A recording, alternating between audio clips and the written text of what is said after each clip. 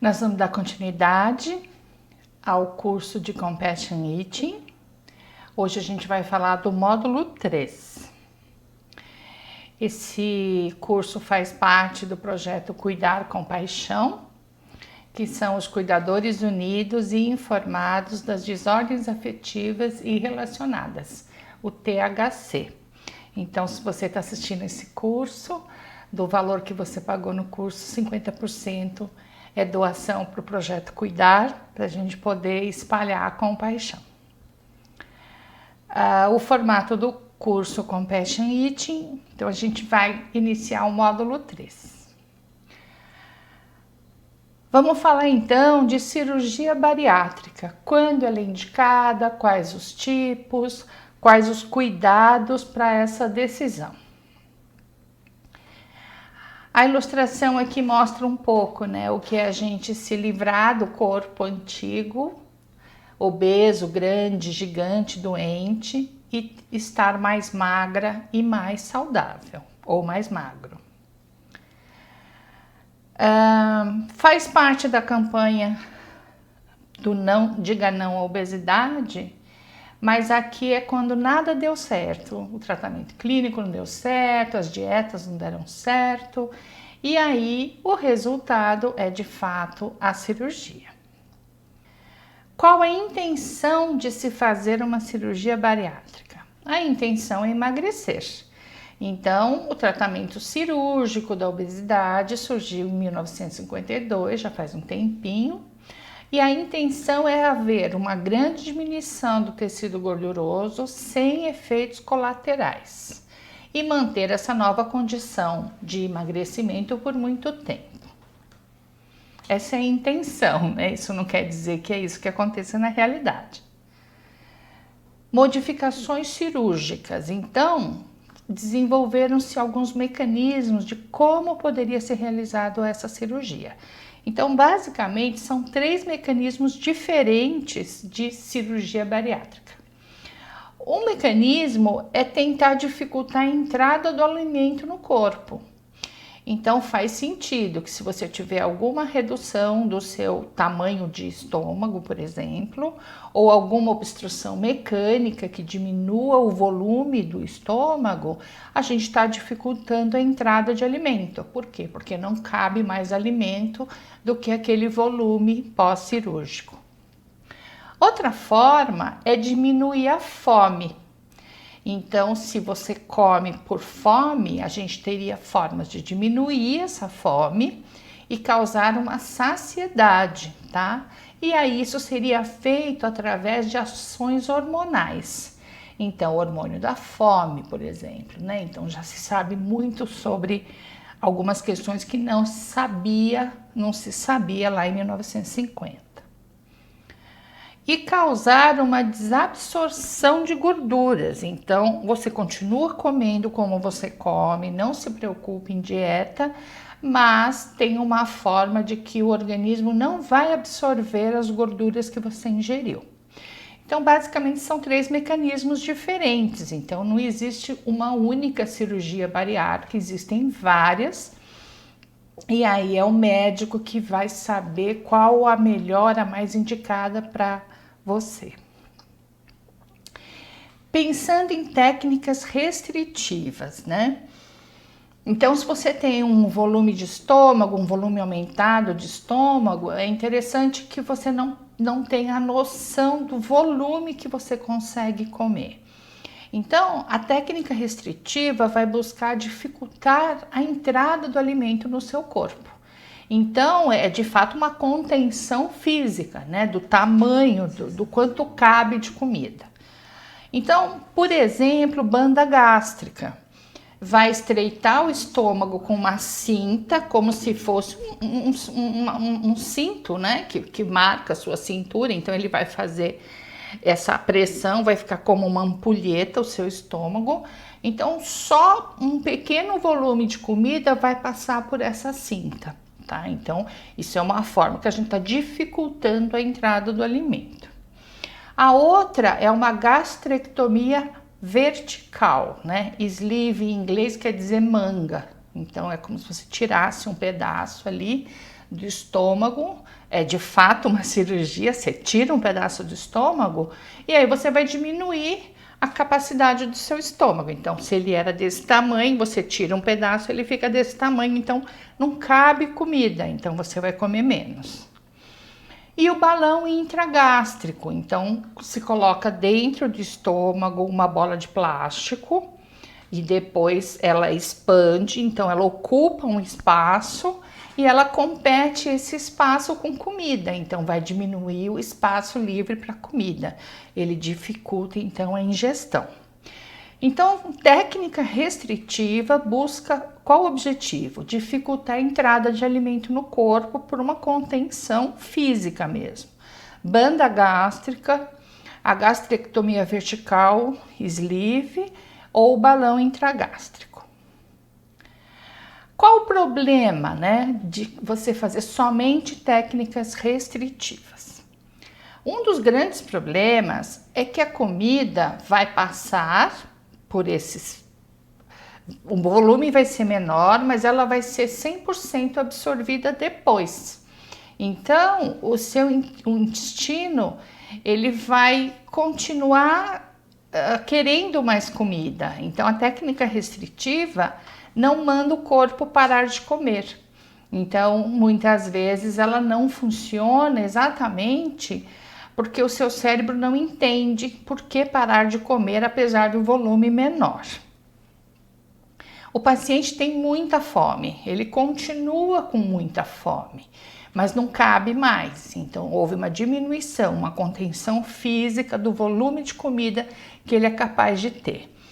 É como se a gente estivesse criando agora, então, pós-cirurgia, uma briga. Então, tem o instinto da fome, a vontade de comer, a voracidade de comer e tem um estreitamento mecânico. Então, é mecânico, é físico, né? Então, dá pra gente pensar que é como se fosse uma cadela no cio trancada no quintal. Essa é uma das metáforas, né? Então, é desesperador. Quando a gente trabalha no contexto dos transtornos alimentares, com internação, com casos muito graves, a gente também percebe que, às vezes, uma pessoa que já fez a cirurgia bariátrica, já emagreceu, ela teve reganho de peso. E muitas vezes, nesse reganho de peso, por exemplo, com técnica restritiva, não cabe mais, né? Então, o volume, se antes cabia um volume de 1 litro no estômago, agora cabe um volume de 300 ml, 200 ml, dá uma expandida a 400 ml. E aí, às vezes, esse é o motivo para uma pessoa começar a vomitar. Então, ela vomita, esvazia e aí ela come de novo. E, eventualmente, ela faz isso várias vezes por dia.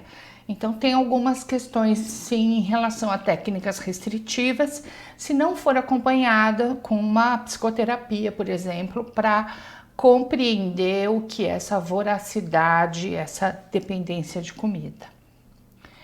Aqui é uma ilustração para que vocês entendam qual o mecanismo da banda gástrica, né? Então, na parte superior do estômago, é como se fosse um anel, um cinto, mas ele é ajustável. Então, ele alarga e ele diminui.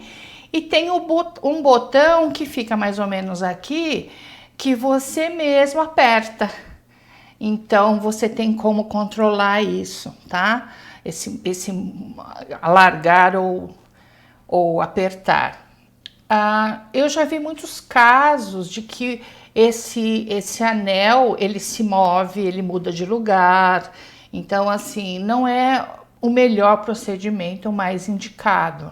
Talvez hoje poucas pessoas optem pela banda gástrica, mas no passado muita gente colocou o anel se moveu, o anel saiu do lugar e questões até mais complexas do que isso. A gastrectomia vertical sleeve, ele vai de fato retirar uma parte do estômago, né? Então, aqui, como mostra a ilustração, se o seu estômago é uma bolsa, assim, vai ser retirado, e a ideia é como se ficasse como se fosse o tamanho de uma banana nanica grande. Ele vai ficar compridinho, assim, né? Então, com certeza, o seu estômago vai virar um tubo e não uma bolsa. Então, vai de fato caber menos comida, mas é uma intervenção cirúrgica, vai se tirar de fato esse pedaço, tá? Aqui tem no slide tem alguns links que são vídeos que estão disponíveis no YouTube para você assistir. Tem inclusive, você entrando no link que está aqui, tem animação e tem filme. Então não é todo mundo que suporta ver o filme, então tá disponível para quem quiser assistir. E tem animação também. A animação é para quem não quer ver sangue, então você vê só a animação, mas tem muitos filmes filmados mesmo em centro cirúrgico. E o balão intragástrico, aqui a ilustração é que você coloca pela boca, né? Vai lá um caninho, chegou no estômago, aí na hora que chega no estômago, eles colocam o líquido e ele incha. Azul, porque de fato eles colocam o líquido colorido, porque isso garante também que se houver algum problema, que se furar o balão, começar a vazar, você vai ver isso pela cor na hora que você secretar isso, né?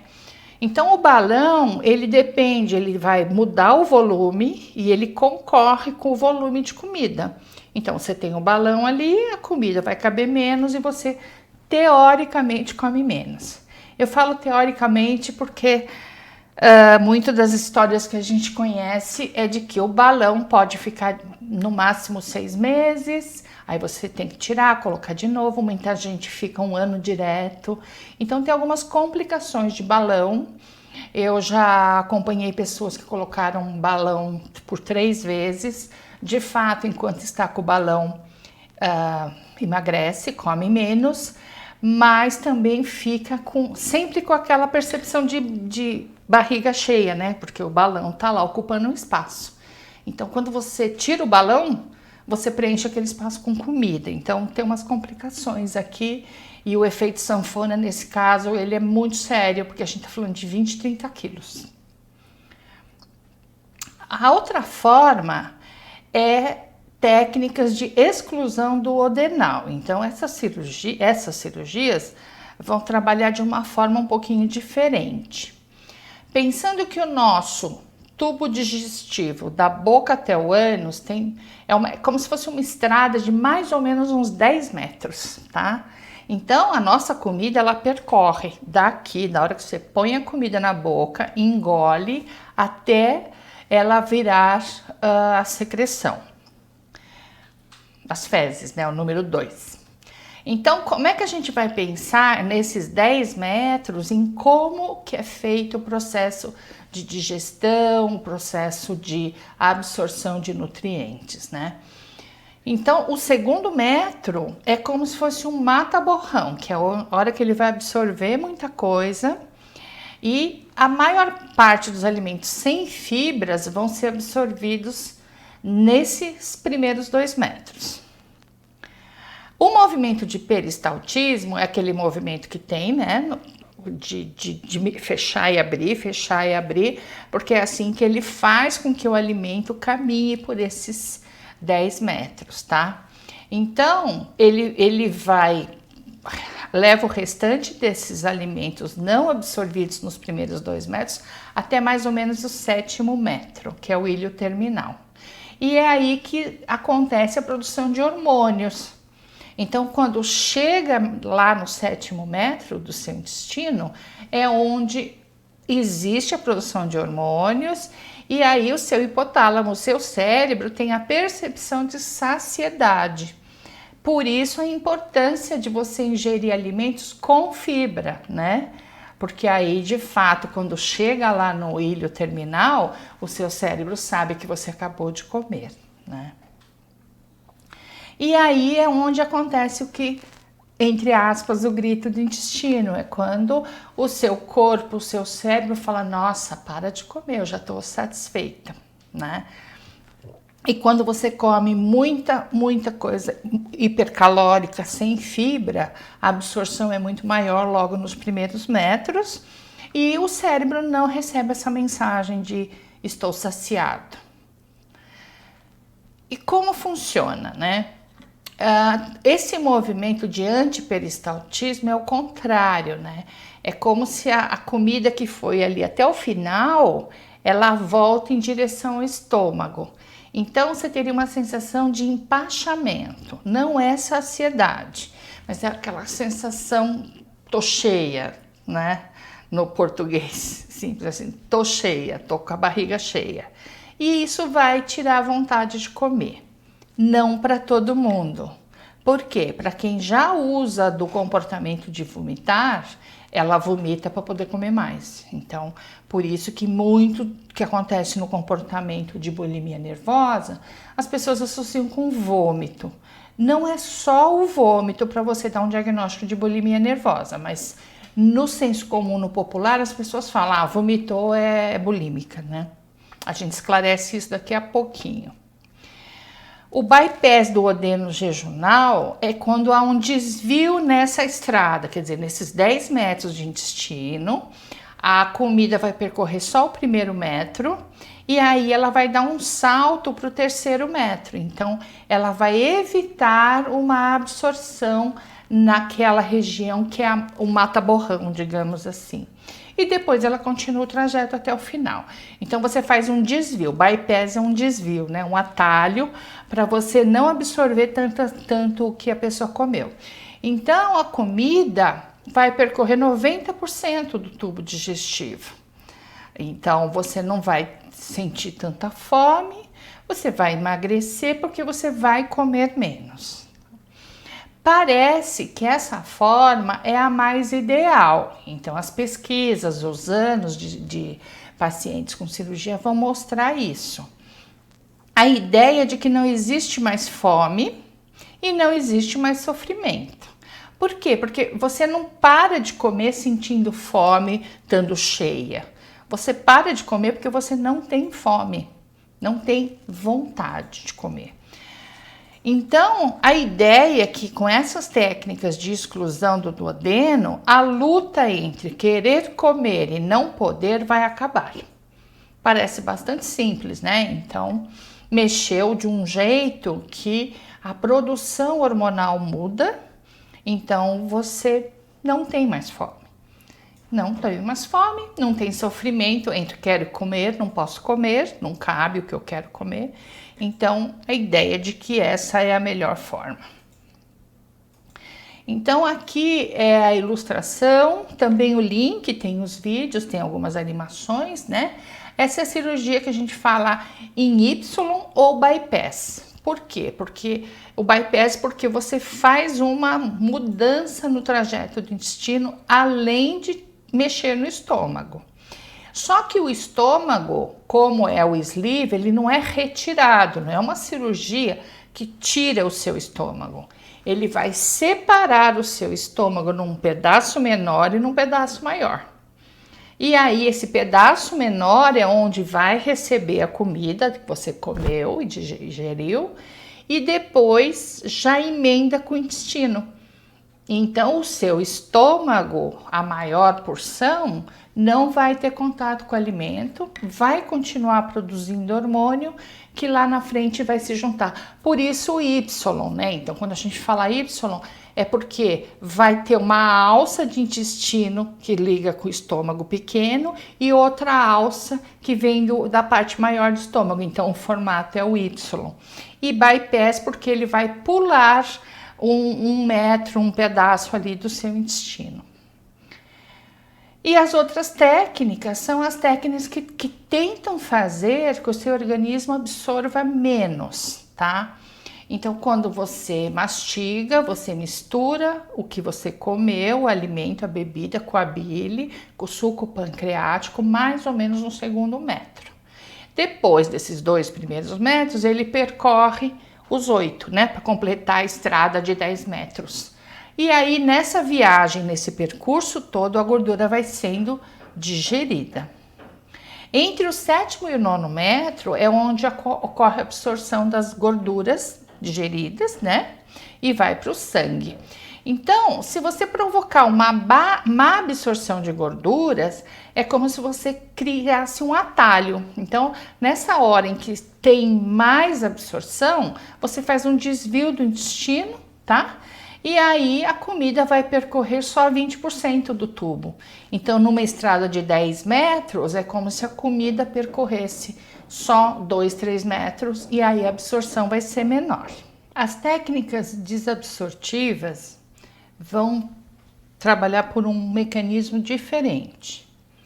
A comida, da hora que você ingeriu comida, ela vai para o seu estômago, mistura com bile, com suco pancreático e mais ou menos isso tudo acontece, esse processo, nos primeiros 2 metros do seu intestino. E aí ele continua percorrendo mais 8 metros nessa viagem de 10 metros, né, que seria a estrada que o nosso intestino, a gordura vai sendo digerida ao longo do caminho. Mais ou menos entre 7º e 9º metro é onde vai ocorrer a absorção das gorduras, né, pela bile, e isso vai para o seu sangue. Se você fizer alguma coisa para que essa absorção de gordura seja mal realizada ou não realizada, seria essa forma, né? Então vai absorver menos. Então a gente criaria um atalho para essa comida. Então o que seria 1 metro, 2 metros, ela vai saltar para o 8º metro. Então, dos 10 metros da estrada do seu intestino, é como se a sua comida, tudo que você ingeriu, vai percorrer só 20% do tubo. E aí vai absorver menos e então você não vai engordar. Então você continuaria comendo, mas vai ter um desvio nessa estrada e vai ter menor absorção, tá? Então, qual o problema de técnica desabsortiva? A princípio não tem problema nenhum, por quê? Não tem uma restrição do seu estômago. Então, você pode comer o quanto você quiser, não tem nenhum fator restritivo. E por conta desse desvio do intestino, da estrada, né, que é o seu intestino, as gorduras vão ser mal absorvidas, porque vão percorrer menos dessa estrada e provavelmente também o excesso de carboidrato também vai ser menor, né, o dano, porque vai absorver menos. Só que o problema é o seguinte, como a pessoa sabe já que vai ter menor absorção de gordura, é bem comum que ela coma mais ou não se preocupe nem um pouco com a qualidade da comida. Então, o problema é que se houver um excesso de ingestão de gordura, a eliminação desse excesso também vai ser maior. Então, é o que se chama esteatorreia, quando existe uma diarreia por conta desse excesso de gordura, né? E isso também vai estar nas fezes. Então, o pior disso é que o odor é muito ruim, é muito fétido. Então, a pessoa tem sérios problemas, porque ela precisa ir constantemente ao banheiro e é muito desagradável quem tem esteatorreia. Então, não é exatamente uma mudança total de hábito. Então, você vai poder comer, não vai absorver, mas você vai estar constantemente indo ao banheiro. O paciente vai emagrecer? Sim, ele vai emagrecer porque o seu intestino vai absorver mal a comida ingerida em excesso. A tendência é que não tenha nenhuma mudança de hábito aqui. A pessoa continua comendo o que quer, continua ingerindo o que quer e em excesso. As técnicas desse tipo é a técnica de Fobbi-Capella e Scopinaro. Então, aqui pelo diagrama, de fato, corta o tubo do intestino e faz uma inversão, faz um atalho. As duas técnicas são semelhantes.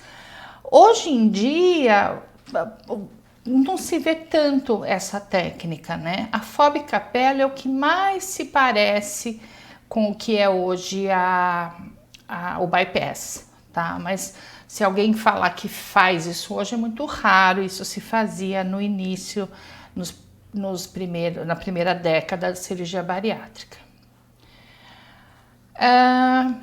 Agora, além da cirurgia bariátrica, será que de fato ela é a cura da obesidade? Então, se a gente for ver a fila do Hospital das Clínicas para fazer cirurgia bariátrica, agora tem autorização para adolescentes. Então, será que o caminho é esse mesmo? A gente come, come, come, engorda, engorda, engorda e aí faz bariátrica. Então, não é tão simples assim. Então, é um pouquinho essa ideia da gente refletir, né? Por motivos desconhecidos, multifatoriais sempre, genéticos, hormonais, psicológicos, sociais, os pacientes obesos mórbidos têm na comida a maior fonte de prazer de suas vidas. Talvez não só os obesos mórbidos, mas muita gente tem na comida uma fonte de prazer, como a gente viu lá no início de por que comemos o que comemos, né? Prazer é um dos itens. A cirurgia bariátrica, de uma forma ou de outra, vai destruir essa fonte de prazer. Então, ou pela cirurgia do tipo bypass, ela vai tirar a fome, porque vai mexer com o hormônio da fome, então a pessoa não sente mais fome. Ou porque dificulta a entrada de comida, aí a sleeve ou a banda gástrica, né? Como é que a gente precisa estar preparado para trocar essa fonte de prazer? Porque se uma pessoa chega a 200 quilos, 250 quilos, ela comeu bastante para chegar nesse peso, certo? Bastante, bastante, bastante. Então, a fonte de prazer, de alguma forma, a estratégia dela lidar com as questões da vida sempre foi a comida. E como é que ela precisa agora estar preparada para trocar essa fonte de prazer? Então, se a pessoa tem uma ingesta exagerada antes da cirurgia, eu vou fazer a cirurgia semana que vem, então essa semana eu vou comer tudo que eu não vou poder comer depois. Então, depois da cirurgia, ela começa com dieta líquida naquele copinho de café de 50 ml. Então, a vida muda assim drasticamente. Será que a pessoa está preparada para isso? Então, antes de operar, né, quando alguém está na espera da cirurgia bariátrica, será que não seria a hora interessante de deixar essa pessoa psicologicamente preparada? E como que ela iria encontrar uma nova fonte de prazer? Quer dizer, se tudo foi depositado em comer e beber, será que dá para a gente mudar isso, encontrar uma nova forma de prazer? Aqui são as fotos, né, que muita gente posta na internet, o antes e depois, e de fato é impressionante, as pessoas emagrecem 30, 50, 80, 100 quilos. E a referência é de que sim, a vida melhorou.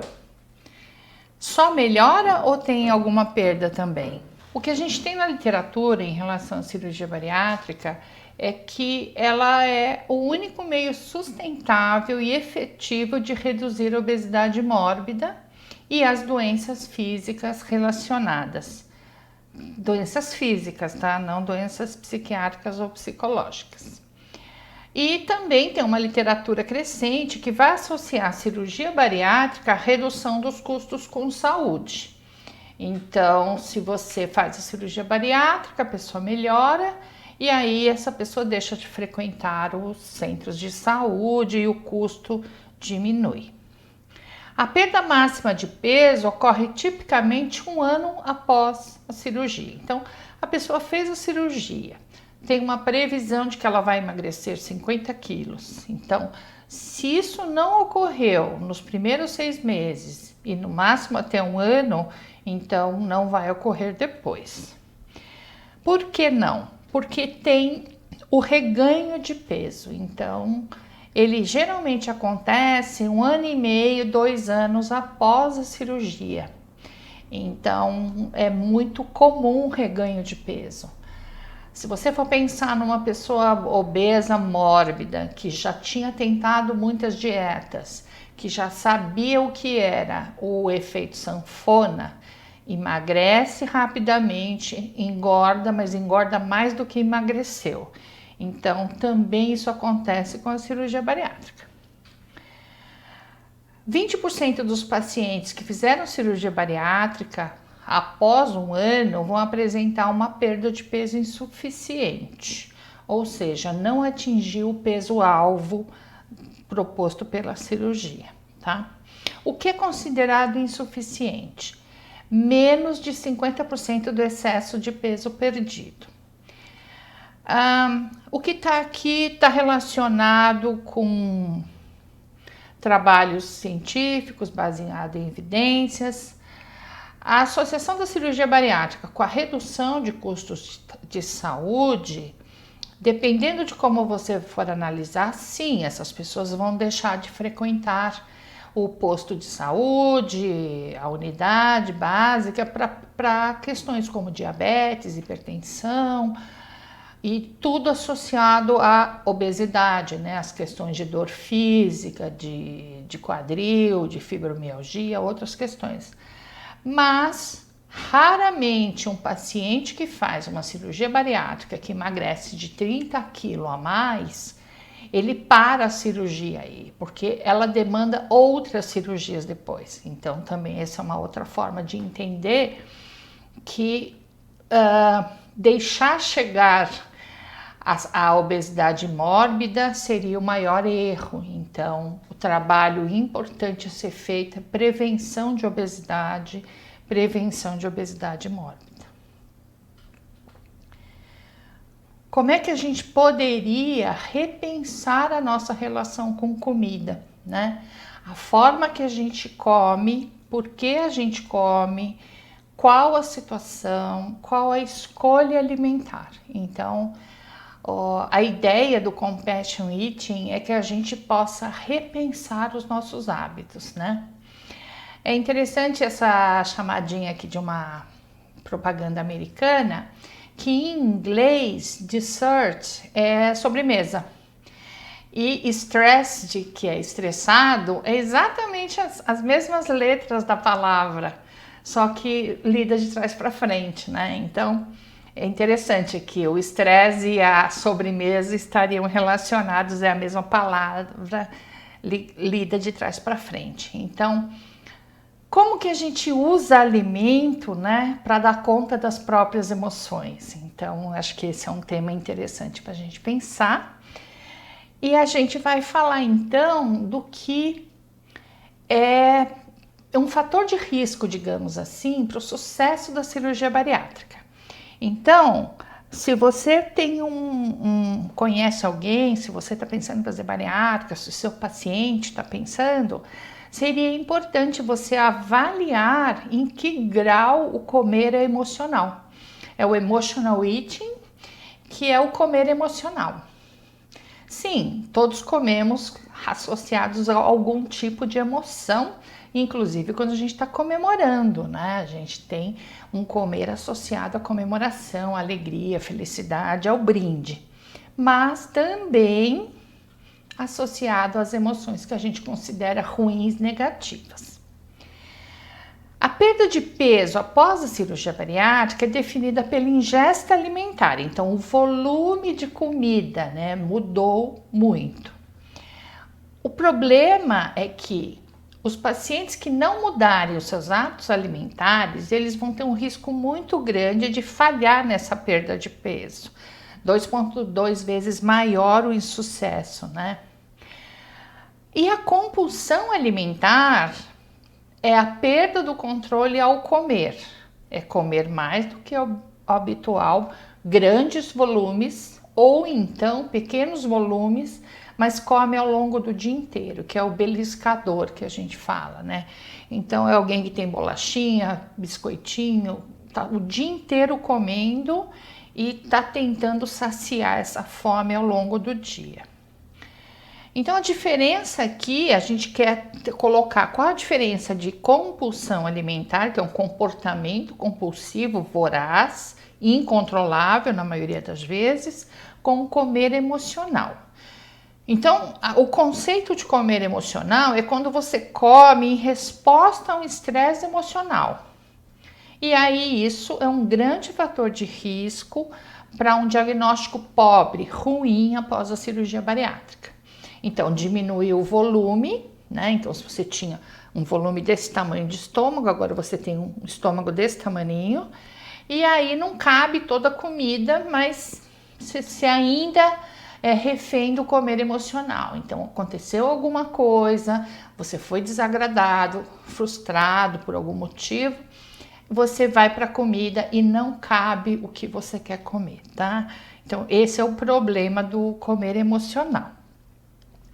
Como é que a gente consegue orientar uma pessoa a diferenciar comer emocional de comer compulsivo? Porque isso está muito interligado, né? Então, como é que você orienta alguém que come o dia todo por todos os motivos?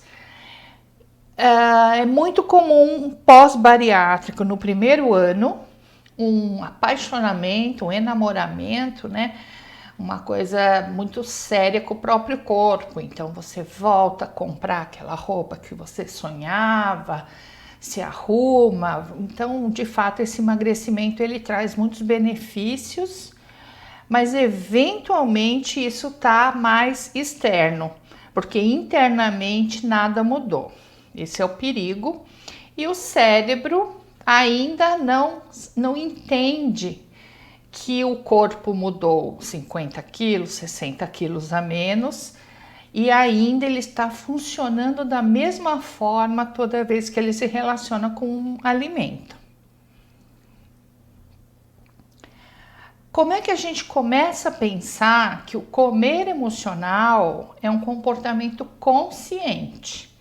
Ele tem a intenção de aliviar o estresse emocional como uma reação automática, no sentido de automatizado, porque você já faz isso o tempo todo, geralmente a vida inteira, e é uma reação a sentimentos negativos irreconhecíveis, que é o que a gente chama de comer emocional reflexivo, quer dizer, é uma reação à emoção negativa, ao sentimento negativo, irreconhecível. Por quê? Geralmente a fala é assim: ah, Alina, dá uma coisa assim, e a pessoa coloca a mão aqui no peito, né? Como se tivesse uma pressão, uma emoção, uma desorganização que ela não compreende, que ela não tem acesso na maioria das vezes, e é insuportável de tão grande, de tão forte que é, e comer alivia, beber alivia, né? E aí tem um conceito que é alexithymia. Essa palavra significa algum déficit de alguma forma cognitivo-afetivo que a pessoa tem dificuldade de identificar e comunicar os seus sentimentos. Então é como se aquela pessoa ela tivesse um contato prejudicado com os outros, porque ela tem essa dificuldade de comunicar emoção, sentimento. Se ela tem isso, ela também teria uma percepção interoceptiva ruim, ou seja, eu não reconheço o que está acontecendo aqui. Então, a pessoa põe a mão aqui e fala, dá uma coisa assim, aí eu me corto, aí na hora que eu vejo sangue me alivia. Então as pessoas vão desenvolvendo formas de aliviar essa coisa esquisita, ruim dentro de mim. Pode ser por questões de alexithymia, que uma pessoa de fato tem uma questão mais neuronal, mais cognitiva, afetiva de identificar, ou uma percepção ruim, tá? Na maioria das vezes, pelo menos de tudo que eu já atendi até hoje, eu não encontrei um caso de alexithymia, apesar de muitas vezes a equipe dizer, ah, mas isso é alexithymia. Então, é a pessoa que tem um problema que ela não consegue identificar e comunicar, ou são os profissionais que têm um problema de alexithymia e não se comunica bem com o paciente e não entende o que está acontecendo, né? Então, eu geralmente vou buscar a explicação do que eu posso melhorar para entender melhor o que o paciente está trazendo, né? Então, percepção interoceptiva é quando é pobre, né? Então, quando eu não tenho habilidades para entender o que está acontecendo. Então, para eu dar um nome numa emoção, para eu identificar uma emoção, eu preciso vivenciar, porque é corpo, é reação fisiológica, e nomeá-la. Só que muitas vezes, desde a infância, eu fui educada ou eu não é para sentir isso. esquece, isso não está acontecendo, né? Não chora, menino não chora, ou engole esse choro. Então, a pessoa nunca foi ensinada a ter essa percepção desenvolvida e nem, muito menos, a comunicar o que ela está vivendo internamente. Então, isso precisa de educação, né? Então, de alguma forma, o comer compulsivo, o comer emocional, por isso essa ideia de compassion eating, porque se a gente treinar as habilidades de compaixão, uma pessoa vai ser capaz de melhor identificar o que está acontecendo com ela. Só que quando ela identifica, muitas vezes ela não dá conta do que ela identifica. Então tem muita raiva, tem muita tristeza, tem muita culpa, tem vergonha. Então tem sentimentos ali que a pessoa não sabe nem nomear, porque ela não teve contato com esse tipo de educação, digamos assim, né? O que tem na literatura é que mulheres obesas mórbidas têm score elevado na dificuldade de identificar sentimento, portanto, se você aplicar uma escala de alexitimia, vai pontuar alto, e na supressão de emoções. Então, é como se você não tivesse uma percepção interoceptiva boa, e aí você vai ter que, você tem dificuldade para comunicar isso. De algum jeito isso está relacionado com a obesidade mórbida. Se vocês assistirem esses programas que passam na TV, né, tem um programa clássico que chama Quilos Mortais, que são as pessoas que pesam em torno de 300 quilos e que passam pela cirurgia bariátrica, e o programa acompanha essa pessoa ao longo de um ano inteiro, né? Então é o antes e o depois da cirurgia. A gente vai perceber que não é exatamente isso. Não, é difícil você dizer que alguém tem alexitimia por um problema mesmo, neuronal, cognitivo. Geralmente ela não expressa e não identifica porque o ambiente nunca possibilitou que ela pudesse se expressar, né? Então dá pra gente ter um olhar um pouquinho mais social e não tão interno, não?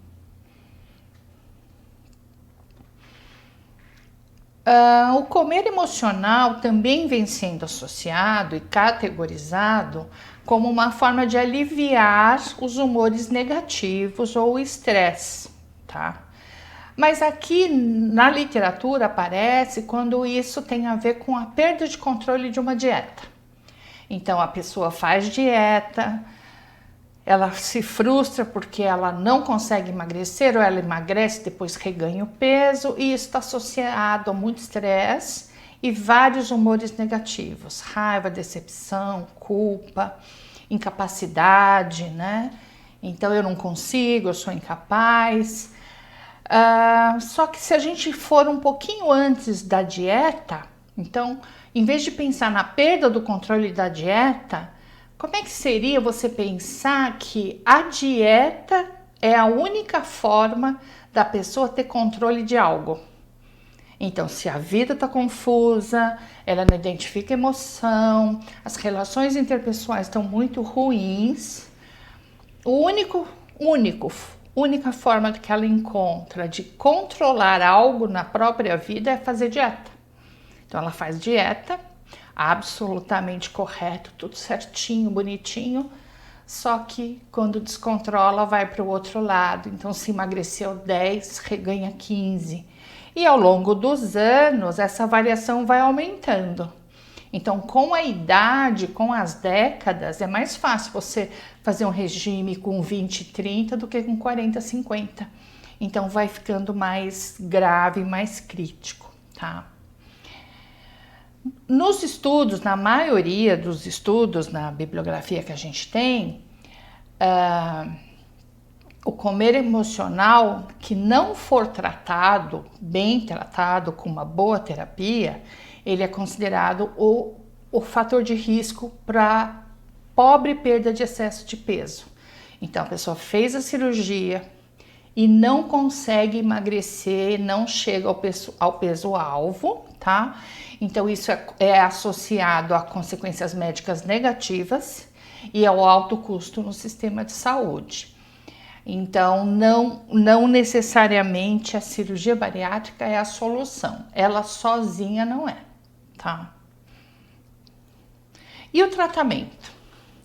É essencial a gente avaliar quais são os gatilhos, quais são as situações para o comer emocional, porque a gente tem múltiplos estressores, é muito variável o que causa o comer emocional e a perda de controle no ato de comer ou beber. E seria interessante a gente pensar no desenvolvimento de uma variedade de estratégias de enfrentamento para o estresse emocional. E aí essas estratégias seriam estratégias de coping, né? Como é que você lida com os reveses da vida, com o estresse, com a frustração, sem cair no comer emocional. Essas são as ideias principais do que é a cirurgia bariátrica e das consequências da cirurgia bariátrica. Eu estudo e trabalho com isso desde 2008, então assim é uma área de estudo gigante, né? Raramente você tem uma pessoa que chega numa cirurgia bariátrica isoladamente. Então, digamos assim, mas você não conhece ninguém que chega a 200 quilos, 180 quilos, que simplesmente é o gordinho feliz? Eu não conheço. Então, como eu também não conheço quem fez cirurgia bariátrica e simplesmente se tornou magro e feliz. É o contrário, né? A gente tem muitas consequências do pós-bariátrico, porque às vezes a frustração com a bariátrica ela é muito maior com a frustração de todas as dietas da vida que a pessoa fez. Então, eu já atendi pessoas que emagreceram 65 quilos, 50, 30, 40 é bem comum. 65, 70 já é mais incomum, porque é um emagrecimento muito grande. Então, a pessoa praticamente vira metade do que ela era antes, né? Então, a tristeza no pós-bariátrico, mesmo com sucesso, mesmo dando tudo certo em termos cirúrgicos e médicos, é ouvir de uma pessoa 2 anos, 3 anos depois de uma cirurgia: se eu soubesse que emagrecer 65 quilos me deixaria magra e mais infeliz, eu não teria feito. Então, falta às vezes orientação no antes, no depois, né? E o comer emocional nem sempre é bem avaliado. Então, é importante uma boa avaliação. Hoje eu não trabalho mais com laudo de bariátrica, eu já dei vários laudos por conta de convênio, né? Hoje em dia nem precisa muito, né? No particular nunca precisa, mas no convênio precisa. E o meu trabalho hoje é muito mais dar o veto, né? Para a cirurgia bariátrica, porque quando você avalia que existe o comer emocional, existe a compulsão alimentar, tem uma depressão de base ali, né? Tem uma variação de humor muito grande, é preciso a gente de fato fazer uma boa avaliação, tá bom? É isso, obrigada.